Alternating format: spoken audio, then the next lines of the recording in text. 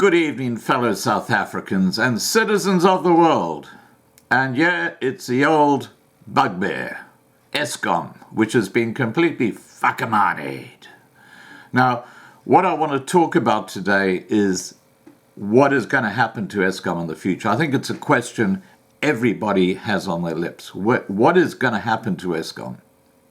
Now, clearly, their debt is unsustainable. And what they're now looking at doing is forcing fund managers to put pension funds in to Eskom to relieve the debt. And that's just going to go into a big sinking hole. So basically it's stealing from pensioners. That's what we're talking about here. Now, I think once they've actually committed the theft, stolen from the pension funds, and Eskom just keeps on going down the same track, they're going to privatize Eskom. I think that's what's going to happen. And hopefully at least some of that debt will be repaid when they privatize an organization that has just gone completely pear-shaped. And certainly if the IMF become involved, I have no doubt they will force the ANC government to privatize all the state-owned enterprises to reduce debt. And that's a no-brainer. And that's going to have a huge impact on all these excess employees that work in organizations like Eskom. Eskom alone has got more than 10,000 employees who are not required. They're there because they're on a union which supported one Ramaphosa, the president, and that's the only reason they're there. Eskom have been instructed not to fire anyone, despite the fact that they've got too many people working there. It is a crazy situation.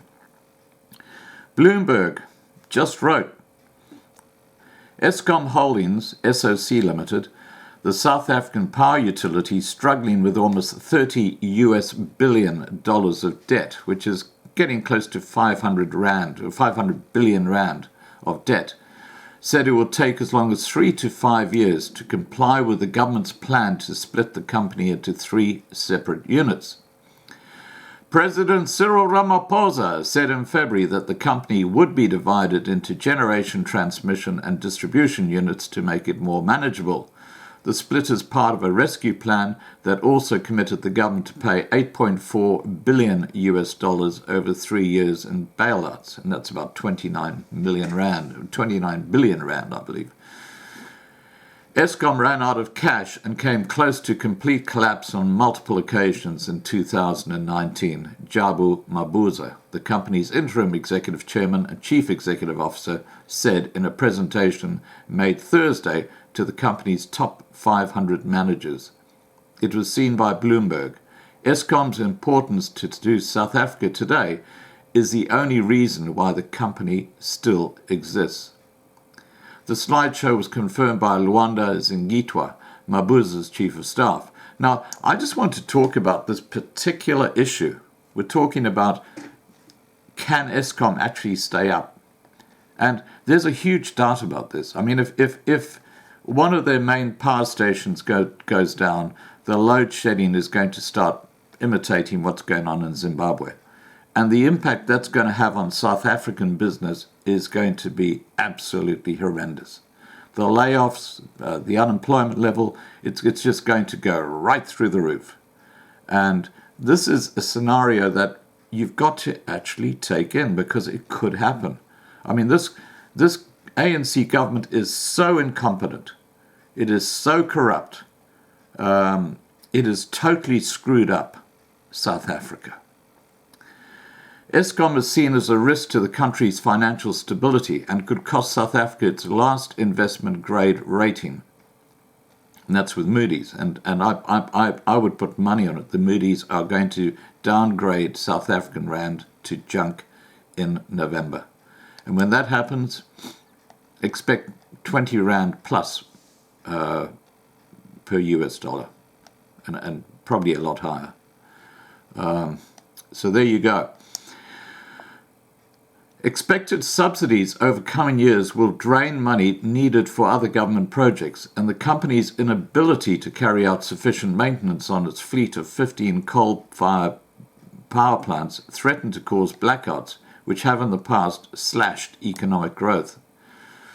Under the plan presented by Mabuza, South Africa's second biggest company by revenue after Sasol Limited would split into the three units at an operating level in 12 to 18 months.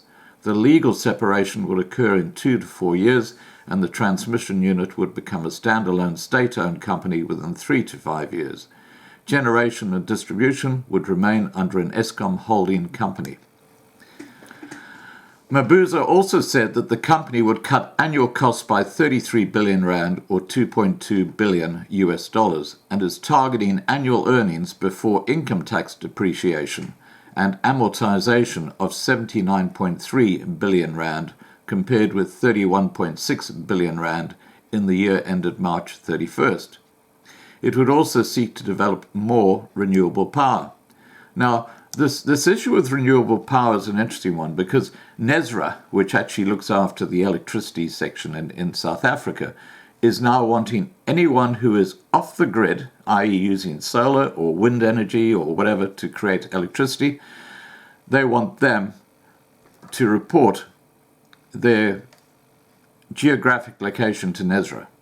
And the city of Cape Town has done the same thing. If you've got solar panels on the roof, you have to actually let the city know about this. And what they're going to clearly do in the near future is they're going to start charging a fee if you have alternative power to create electricity. So they're going to actually penalize people who are actually taking the heat off Eskom because they're off the grid. So they're actually going to penalize them. It is absolutely crazy what the ANC government are doing.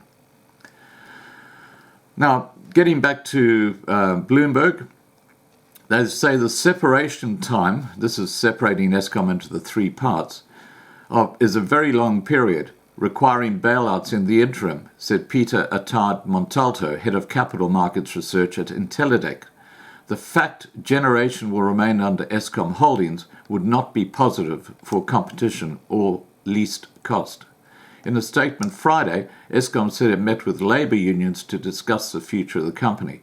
It said unions have asked for additional information and that officials explained the turnaround strategy. Now, I've mentioned the situation with the employment in Eskom. It's so bloated. They've got so many tens of thousands of staff that they don't need. It's just crazy. And just on that issue of going off the grid, just to demonstrate how crazy the situation is in South Africa, is that if there is an acceleration in economic growth, it could trigger power cuts with state utilities, Eskom holdings, fragile generation system unable to respond to increased demand for electricity. So basically they're holding the country hostage. Because if you've got a business and you set it up in South Africa and you use too much electricity, you bring the grid down. That's how cactus the system is today in South Africa. The energy availability of Eskom's generation fleet is supposed to be as high as 80%, but is currently as low as 69%, and even a 0.1% rise in gross domestic product could result in outages, Neliswe Magubane, an Eskom board member, said at an event organized by research company AfriForesight in Johannesburg on Wednesday. He said, "We must make sure energy is available so the economy can grow. We can't have a situation where energy is constraining the economy. There will be outages unless there is something that gets done around emergency procurement of power." So, you've got a really crazy situation where Eskom is basically just bringing the whole country down. And as I've said so many times, head of the list is corruption and incompetency. And that results directly from the government or ANC's racist policy of Black Economic Empowerment, or BEE, which basically disallows white people from actually working at Eskom. And we're talking about people who could actually provide technical expertise. They are locked out of being able to be employed by Eskom. All right, guys, please remember to subscribe to be kept informed. Ring the bell for the updates. Please like this video and have a safe evening.